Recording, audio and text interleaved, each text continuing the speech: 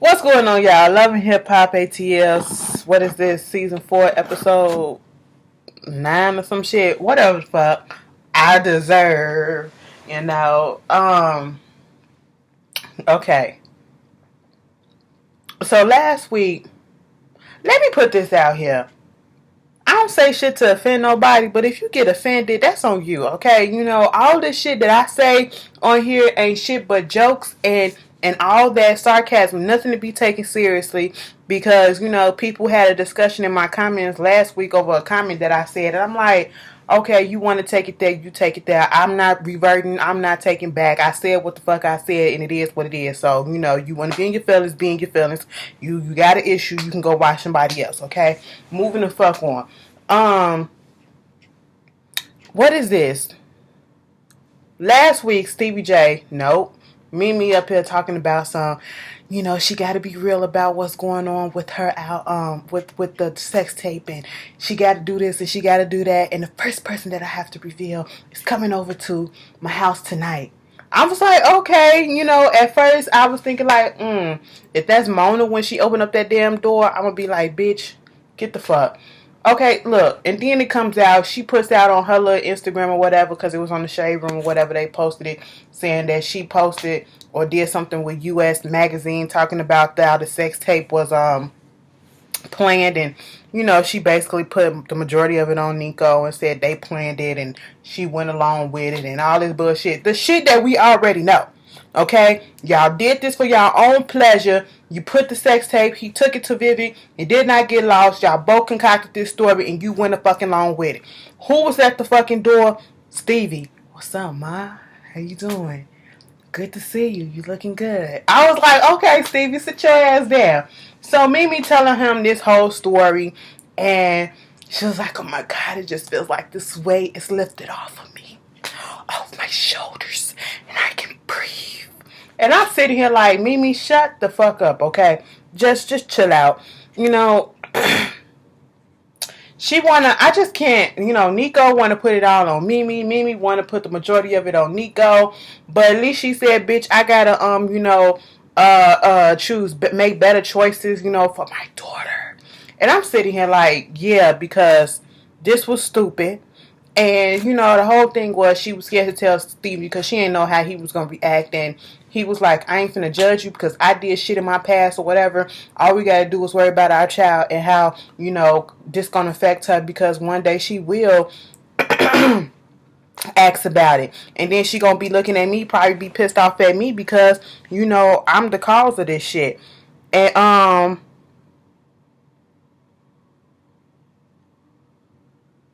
anyway, so I'm just sitting here like, okay, cool. And somebody had left a message on my Facebook talking about something. Well, you know, even though she fucked up and, you know, that's gross that she did the sex tape or whatever, she was looking out for her daughter. She got college put away. She got $400,000. She got a house. She got a car. Listen, Mimi was not strapped for cash, okay? Mimi was nowhere near strapped for cash. She was not dependent on Stevie J for fucking money. Alright, Mimi had her own fucking business, okay?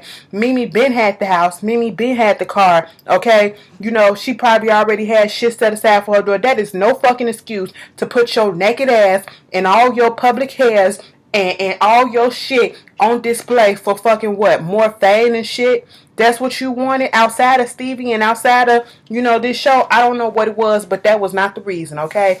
Don't look, I hate when people, well, she got 400,000. No, you can blow through that shit so quick. Who's to say that's how much she still got now? She ain't smart with it, you know what I'm saying? But it was just dumb. There was no real purpose for it. And the only person that kind of really been, no, I ain't even gonna say that. Moving on. Now she's talking about something. She gotta apologize and talk to Arian. Because Arian, she's like, I just want to expose myself. And I was like, so the same shit that Arian, even though what Arian did last week was fucked up, the same shit that she said, expose yourself before they do. Okay, bitch, you think you got the upper hand. We already knew this shit, okay? You was not pulling the wool over nobody's eye. Then we got little Scrappy meeting up with, what this dude's name? Ernest, right? Ernest, like, you know, see, the last time that we met, you know, shit didn't go right because, you know, Jasmine, she, you know, she's still holding this grudge from when you was younger and all this shit. You know, I did some things to your mama, so I understand, but what can I do to fix this? I'm coming to you because I don't want to just give your mama a promissory ring. I want to upgrade this bitch to an engagement ring. I said, okay, we saw that shit coming. Scrappy like, well, if they like it, he like it, he like it, he love it, and all that bullshit. And, now Momma Dee gonna get off his case, and now he can focus on his own relationship, and, Momma Dee can be on her own and all that shit. Fine. Moving on. Then we get, this fucked up scene between Tony and Kalina. Kalina is basically, in her feelings because it's 10 o'clock in the morning. Tony went out the night before and has not came home yet. He comes strolling in the house, and then she like, so where you been? Look, I was in the club, I went to the studio. I got an investment. I'm not just going to sit around and let I got to watch my investment and all this shit. Kalina snapped. Kalina is hormonal. Kalina is having flashbacks because the last time he went into business with Kevin, he was out there cheating and shit. You just had a baby. Your body's still trying to get... Damn. Excuse the fuck out of me. Your body trying to get back to its regular shape and its regular self. Your shit is out of whack and your emotions is high, and then the motherfucker that's supposed to be there for you ain't there, and then he come in with this whack ass fucking excuse. I'm out here doing this and I'm out here doing that. Why don't you put your money, like people said, invest into your wife, okay? You up here supposed to be her manager, so you will manage somebody else and be more about somebody else, because I don't give a fuck. We still ain't heard who the fuck he managing. We ain't heard shit from them. They ain't popping. Alright, I would rather you focus some more attention on your wife. Like he said, she said he won't even listen to her record chat, and then he gonna get pissed off and was like, fuck it, I'm done with this management shit. Basically telling her shit ain't all that important. And I was like, the way that he just handled that and came at her like that was just really fucked up. That is your fucking wife. And if she was the type of Grammy bitch, she could have just been like, okay, fuck it, you want to do all this shit? She could have just left the house and left the baby there and see how you like it. Okay, while you out here thinking that you're gonna invest in this because this is gonna turn a profit and this is gonna bring stuff in. Yeah, you need some income, but come on now, you ain't have to say that shit to your wife like that. That was fucked up. And she cooked some fucked up some good ass eggs, threw that shit got all up in his beard and shit, and I was just like, Tony, you's a dog ass nigga, okay? All the niggas on here ain't worth shit. None of them worth shit. Some of them are tolerable, but they just not worth shit. Y'all gotta get better choices than men, I'm telling y'all. So young Joc been sleeping at Cena's house, talking about since all this shit got me in trouble, I'm gonna keep it on the couch and all this stuff. I'm like, okay, fine, whatever. My thing of it is, if you really trying to debate about what's going on in your relationship, okay, you ain't got no other place. Why you always going back to the main bitch that's been starting all this trouble that that your girl getting into it with all the time? And how come, baby, you can't afford a $200 hotel or some shit like that a night or whatever, less than that? Because, it's some cheap-ass hotels out there in Atlanta. You can afford that, or you can go to one of your homeboys' house and chill out. You had to go to your baby mama house, the one that's in all this drama with your girlfriend. Right, okay. You giving misleading her because, leading her on because she really wants, she like, well, bitch, you always end up over here. Why don't you stay over here and let's get our family back together? Cena, you never really had a family, okay? He got 3 other baby mamas before you, and the bitch had... How is it that you're cool with KD? I mean, you're pissed off at KD. What I don't understand.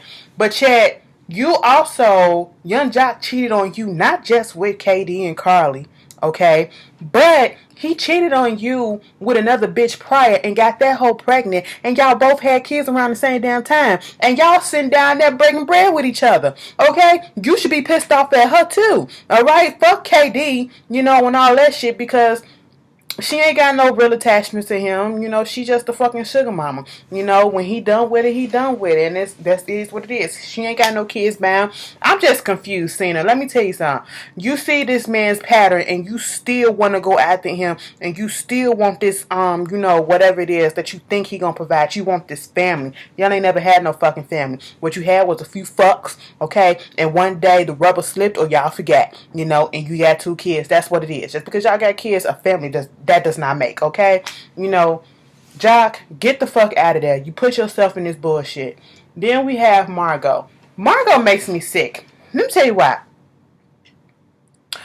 Margo makes me sick because Margo actually has talent. Margo, you brought your ass on here being the delusional, semi-supportive, or want to be a supportive wife to a ain't shit fuck nigga, and it's making you look stupid as shit, and you got so much fucking talent. Like, I seen a clip of her singing, and from the song and all of that shit, bitch, had she not been on here, I fucking buy the fucking song and all that shit, and be looking out for the goddamn album, because I actually like her voice, and I like the song that she was singing. And I said, ain't this some bullshit? You got some talent, and you work, you focusing on this bitch, girl, get the fuck out of here. So I'm glad she doing this art show. And at first I didn't even know that was Arian that they was painting, because she had the straight weave or whatever. And she like, well, you know, Mimi got this issue with me because I'm over here with Arian, with Margo, but they the ones that got the problems. I don't have the problem. Maybe down the line I can help them get this shit together. And I'm sitting here like, Arian, here's the issue. It's too fucking soon. It's too fucking soon. Okay, that's what it is. That's really what it is. And that's probably what Mimi looking at it like. You know, Mimi can be petty and feel the type of way that she want to feel about you associated with Margo. But like Mimi said, she ain't even got no problem with Margo either. But still, it's too fucking soon. And that's what we looking at like, damn, bitch. You know, they ain't even resolved the situation that's going on. They ain't even had no real ass talk yet. And then you just hopped over there talking about something that's a business opportunity. Girl, you mean to tell me it ain't nothing else out here in Atlanta that you can do? Okay, all you fit in. How much is Margo paying you to stand up there with your titties and your ass out, which look nice? Okay, ain't complaining about that. Girl, did y'all see when Nikko came up in there just staring? He just gave me the creeps. He just made my skin crawl. I just felt violated when he came in there, and the way that he was looking and saying shit like, and Arian felt the same way. She was rolling them eyes and all that stuff. And here go Margo. I just don't understand what's the issue that you have with him. You don't even know him. And she was like, bitch, you don't know Mimi either. Alright, so, you know, I'm sitting here like, she's been through the shit that you didn't go through on the other end. Okay, so she knows. So therefore, she gonna have an issue with Nikko. She seen how slimy and grimy that motherfucker is. So of course she gonna have an issue, and that's her friend and all that shit. Like, come on, Margo, open up your motherfucking mind. And you know, she doing her little art show, and Mimi ass pop up. I said, oh. So Mimi, goddamn bitch, get it the fuck together. Look, it's been a long ass exhausting day. I'm gonna do another video after this, but it'll probably be up before this. I don't know, but you know, it is what it is. Y'all, let's see what it's about. Y'all probably already know. But anyway, moving on. Mimi, she comes up in there and she like,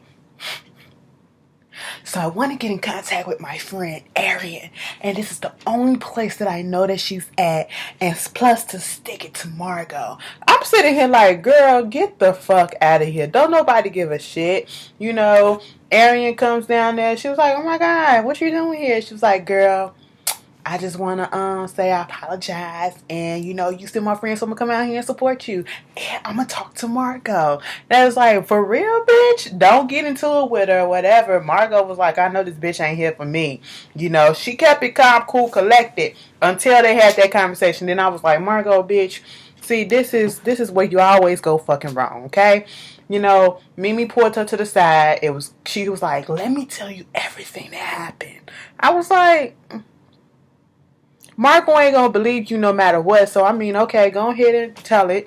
You know, she tell a little story. Margo like, but bitch, you know, the other day you said that it was, you know, Nikko that did this and you did this and da da da da. She was like, I lied. And I said, yeah, Margo, you stupid as fuck though. You're really stupid for just, oh, Margo, I want to like you, but you just do the dumbest shit. And I mean, Mimi, who's to say she's telling the... We don't know who telling the goddamn truth, because they lied. It's been so many fucking different versions of this story. We don't know who the fuck is really telling the complete truth. I'm pretty sure that none of them are. And at this point in time, who gives a fuck? You know, Margo was like, bitch, first of all, Arian listening in the background like, I can't believe this bitch lied to me. You know, all this time, so for over a year and a half, this bitch been lying about this tape and all that stuff. You know, and Margo, I don't know what the fuck Mimi said, but Margo was like, so be like last time and I put my hand in your face. And I said, bitch, that almost got you shanked in your in the thing, you know, your first night out. the first time, okay? You want to do it again. And Arian came up in there like, no, we're not going to do that. And Mimi ain't about that life. Unless they got a no fighting clause throughout the whole fucking season and not just the reunion. Because there's been a couple of occasions that bitches would have got fucked up. She put her hand in your face a few times and you just stood there and talked. You just stood. That's like when K Michelle hit up with them flowers and she ain't gonna do shit. But anyway, they go out to the parking lot and Arian is like, what the fuck? So you been lying to me and all this stuff? Arian gets pissed. They had a little lesbian, argument / friendship argument or whatever. And I understand why Arian is pissed. Arian is like, if we're so good of friends, how come you couldn't come to me and tell me this? Why did you feel that you needed to, keep this shit to yourself and make up all these lies and all this stuff? If you're going to make up all these lies or whatever, at least tell me the truth. I'm your friend. I'm your good friend, okay? I always have your back. Why did you not feel comfortable enough to tell me this, all right? And then Mimi, you want somebody to feel so sorry for you. It's not about you. Do you know how much I had to live with this? Do you know what this? I was like, girl, you put this shit on yourself. I was very much here for Arian. Now, at first, I was trying to see where Mimi was coming from. She was like, I had to put myself out there, the world to see me and all this shit and all the backlash and all this. But once again, you brought this shit upon yourself once you said yes to this. You a grown-ass woman. Nikko didn't put no gun to your head. You did that shit because you wanted to. You could have easily said no and he would have found another bitch. Okay, that's all that it would have happened, alright? But no, you want us to feel sorry. You want your friend to feel sorry. And you think that she should really feel some sympathy for you because you put your ass out there like that? No. No, you did this. I would feel a way too, like, bitch. And I think Arian is not pissed off at the fact that you did the tape. It's because she lied. Like, if anybody, why don't you just tell me? I'm your fucking friend. You see, I've been there. But then again, Arian got a track record too, but she was like, I don't have nothing else to say. I don't want to talk anymore. And I was like, get the fuck on out then. I was just like, let it go. I'm tired of this tape shit. Oh my god, okay. First, the club open, because I'm stingy with my cootie cat. Okay, Stevie J, good God. They all up on the stage doing it, live instrumentation. I said, okay, that's kind of cute. And, given the shit that Joseline has done in the past, this is probably one of the best performances she done, stage-wise. It's very much Joseline and titties and all that, tassels and titties and shit. And Joseline look good. Fuck all that, okay? And I was like, alright, somebody trying to get their shit together, okay? Finally.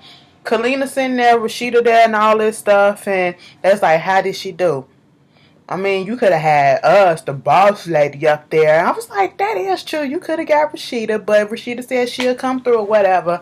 Kalina sitting there telling her what happened between her and Tony. She finna break out in tears and all this stuff. And, Rashida was basically like, you need to talk to another female or whatever. Take what he say and go ahead and be like, okay, cool. You know what? You don't want to manage me no more? Fuck that shit. I'm going to somebody else. And I'm going to take my business elsewhere. And that's what Kalina probably need to do. Because if this motherfucker been managing you for over 8 years and ain't shit really popping off still, and he still ain't putting nothing out for you or ain't making shit happen, something ain't right. Okay? Something ain't right. You move on. Don't stay stagnant. You move on to somebody who's going to actually help and put forth that effort. Okay? Fuck your tears. Suck them bitches up and go take your business elsewhere, or you get your ass on the street and you hustle your shit yourself. Okay? Then Tony want to tell Stevie what it is and all this stuff, and I'm like, Tony, you talking about you was in the studio with your artists and stuff like that, and it's just like, is he bringing in any money? Because once again, I don't even know the artist name. I ain't never heard of him. I still ain't. Did we hear a single yet? No. Okay? Moving the fuck on. Even Stevie was like, bitch, 10 o'clock in the morning, you ain't say shit?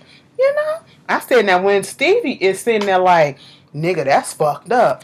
You really fucked up. Stevie is really trying to turn a new leaf. What the fuck is going on Love and Hip Hop? Then we got, speaking of that, in the house of the goddamn... Nope. Thou shalt not say no like that. Not in the same sentence. The house of the Lord. Okay? Now, somebody sent me on Twitter this thing that was a casting call sheet for some extras to be in the church for a popular reality show. It's going to be some unpaid shit, and there we have it. And I was just looking around. Did y'all see that bitch? I just want to know, how did the bitch with the long fingernails, how did she clean her ass? How does her coochie look? Is it cut up or whatever? Because I'm just confused. When y'all had them long ass fingernails like that, how do you wipe yourself? Thoroughly. Thorough fucking lead.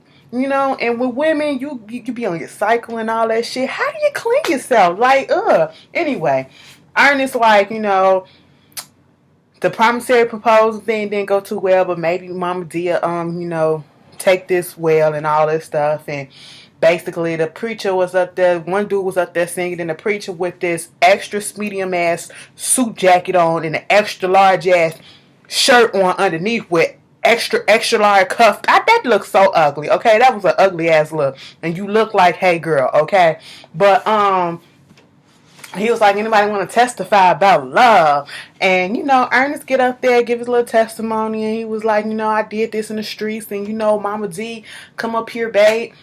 You know, I gave you that ring, and you wore it proudly, and it was cheap and all that stuff, but now it got me thinking, like, I gotta do this shit right. So, will you marry me? Oh, my God. Momma Dee said, our love was heaven sent, so we had to come and celebrate it at the house of the Lord on Sunday. I said, okay, baby. He was like, this is a warrior proposal. Oh my God, they're playing my song. So the choir started singing, or, you know, humming I Deserve. And Momma Dee took that mic and just started singing, no, I'm going to just do the first verse. Because you know I'm everything. And you know you the love of my life. And I just want you to know that I deserve to be loved just like you do too, Pastor. You do too, Ernest. And I was just like, you didn't want to get your ass up there to testify, and you know, you was like, what the fuck is he doing? But now all of a sudden, on cue, you just go ahead and say, girl, get the hell out of here with this editing shit. You know, scripted ass shit. But it was cute. It was so cute, but it was so fucking funny at the same damn time. I was sitting here just dying laughing. It was just so fucking funny. What's up, Hollywood? I heard you been looking for me. Anyway, so we get this last scene with Nikko and Margo. Margo come down there like, you know, I talked to Mimi. She finally admitted this shit. I don't know why she admitted it, but, you know, maybe the reason why you did the shit that you did is because I cheated on you and I never apologized for that. And I said, so you did cheat on him first? Still no excuse. That lesion on the side of, you know, Nikko face, it looks like, don't you know, and ladies, y'all know, and y'all been through this, because if you ain't, most of us can attest to this. Back in the day when your mama used to curl your hair up or use that hot comb from the stove, and they burn your shit, and it blister up and shit, that's what the fuck that lesion looked like on the fucking side of his face, but whatever. And then, you know, Nikko was like, yeah, that's what I needed to hear, you know, because that broke me. That really broke me. It was like, I just brought you down here because I want to fix our family. What do you need me to do? What do you want to do? Margo played the fuck out of Nikko and did all this stuff. Like, I'm thinking they finna, you know, she finna say, I want to move in with you right now, okay? Fuck these 2 apartments. Let me move in with you. She said, bitch, we need to separate. The look on his face was like, he ain't see that shit coming. He really didn't see that shit coming. She was like, we're not good for each other no more, okay? All we do is argue and stuff, and we're not in the same place. Moving on, young Joc comes over there to Katie's house because she invited him over to tell him, my body's been off. I've been sleeping differently. Been having all these different type of cravings. What you trying to tell me? We need to take pregnancy tests. I was like, They take the test and she not pregnant. And, you know, she was like, what if I was pregnant? He was like, I'm jumping for joy right now, but I don't want to put that out there and make her feel bad. And she was basically like, I'm not ready for no other child. I don't want no other child to be born out of wedlock. And she was like, I don't want you to try to marry me because I got a baby. I want somebody to marry me because they want to be with me. I was like, okay, you know, girl, who gives a fuck about them? Next week, you got young Joc staying at Rashida's house and using Rashida to get, you know, in contact with KD, and then KD catching him up in this bullshit. But bitch, I can't wait till this confrontation between Joseline and Tony's still an asshole between Joseline and Jessica Dimepiece, because at first Joseline was like, tell that bitch to come down to the studio. If she want to do something, we can do something right then and there. And Jessica Dimepiece came down to the fucking studio and kind of shook Joseline a little bit. She was like, The fuck? And then she said, bitch, what the fuck up? I heard you been looking for me. I can't wait. But y'all, I'll see y'all later. Peace.